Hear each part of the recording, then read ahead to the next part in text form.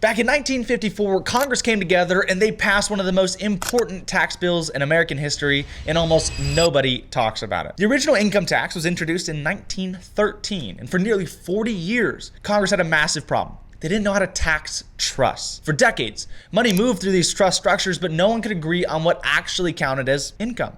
There was no clear rule, no consistent framework. So in 1954, Congress came together and they stepped back in. They passed what we now call Subchapter J of the tax code. On the surface, it looks boring. It's just the section that talks about trusts. But buried inside of Subchapter J was a quiet admission. Congress admitted they couldn't define income inside of irrevocable trusts on their own. So instead of forcing a federal definition, they made a different choice. They said, hey, we're just going to follow fiduciary law. In plain terms, it means the rules of the trust and the law of the state come first. The federal government comes second. That single decision changed everything. Because now, trust income wasn't being defined by politicians or federal agencies, it was being defined by the fiduciary of the trust, the trustee.